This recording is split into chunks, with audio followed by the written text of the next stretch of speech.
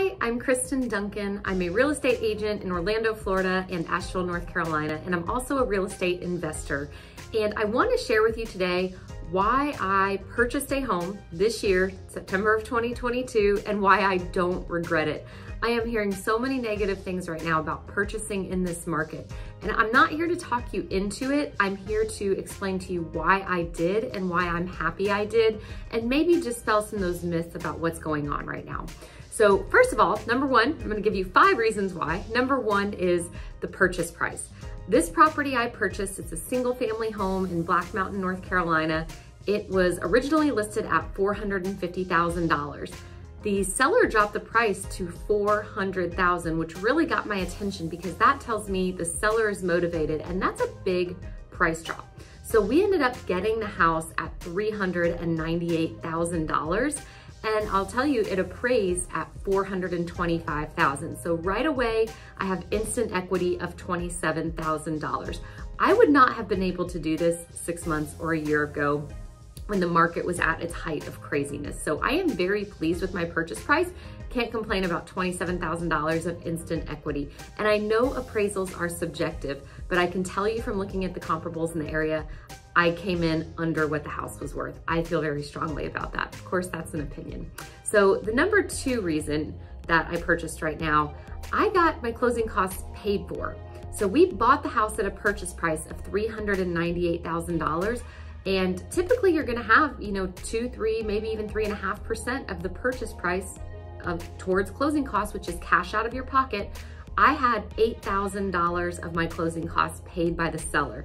So guess what? This is just more money in my pocket for home repairs and just whatever I want to do with it. So not complaining, I got $8,000 towards closing costs. I was very happy with that. The third reason I bought right now, along with those closing costs, the seller actually paid for me to have a lower interest rate. A lot of you probably have not heard of this because this wasn't something we needed to talk about in the last 2 years since COVID or since quarantine. When your interest rate's 2.75%, 3%, 3.5%, you don't really talk about buying down your interest rate because it wasn't necessary. The interest rate I got on this property, and this is an investment property, is 7.125%. So when I initially went under contract on this, I was going to have a higher interest rate, about 1/4 percentage, 0.25% higher than I ended up getting.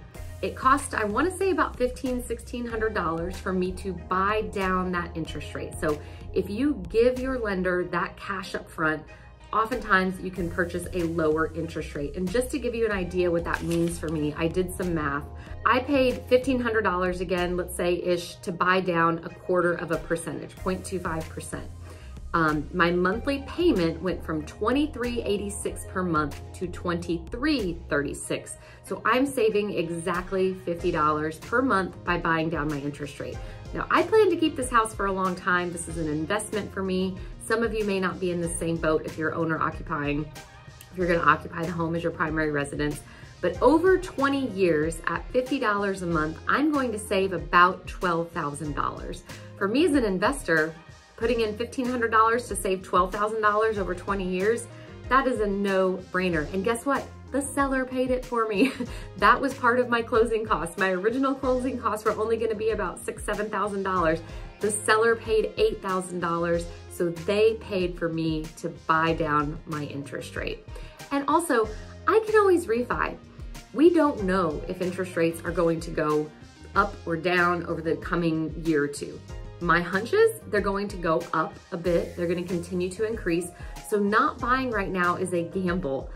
If you need a place within the next year or two, it's a gamble if you buy, it's a gamble if you don't. That's just how the real estate market works. This brings me to point number 4, is that I am comfortable with the monthly payment that I got right now. Yeah, the interest rate is a little over 7%. It's kind of normal if you look at it historically speaking. My mortgage payment's $2,300. I expect to get $2,800 or $3,000 a month in rent on this property. So I am personally thrilled with a $2,300 a month payment. I'm not paying utilities on that. We have a low HOA in the neighborhood. It works for me. Now you're probably thinking, what if I'm not an investor? The same thing goes for you as an owner occupant. If you're comfortable with the payment, it makes sense. You have control over your mortgage payment. You do not have control over your rent. You're gonna be paying somewhere to live either way. Why not have some control over what you're paying while building wealth? So this brings me to point number 5, and that is appreciation and wealth building. To me, this conversation is truly a wealth building conversation, not necessarily about buying one property. Is this a good time? Is this not? This is a wealth building conversation. And I believe in this neighborhood that I bought in. I've had my eye on it for a long time. I liked it. They keep the houses up well. It has a good history. It's in a good zip code, good schools. There's nothing not to like about this neighborhood. My husband actually found it and he's been eyeing it since he discovered it. They have great amenities, hiking trails, a swimming pool, some things that are unique for the area. So I believe in this neighborhood and I believe over time it's going to appreciate. So I ran some numbers on this, and again, I bought the house at $398,000. It appraised at $425,000. So I'm actually running these numbers with a starting price of $425,000 because that's what I personally think it's worth right now. Now, if I keep the house for 10 years and we are calculating an average interest rate of 3%, average appreciation rate of 3% year over year, 1 to 5% is normal if you look up most places. So I'm gonna use a 3% appreciation rate. And over 10 years, they estimate this home will be worth $571,000. If I subtract $425,000 from that, I am earning $142,000 doing nothing. Now, this doesn't mean that it's going to appreciate at 3% every year without fail. This is a market. There's dips and there's peaks in a market. So personally, I think it could go down a little bit at some point, but the average over that 10 years, I believe is going to be about 3%. Now, I also ran numbers if I keep the home for 20 years, which is what I hope to do. They are estimating it will be worth $767,000. And if you subtract my purchase price of $425,000 from that number, I am looking at profiting $342,000 over 20 years for doing absolutely nothing. And this is why I'm a fan of, when should you have bought your house? Not tomorrow, it should have been yesterday, it should have been 5 years ago, it should have been 10 years ago. So for every year I wait, I am losing on that appreciation in my opinion. So again, this is why I consider it wealth building.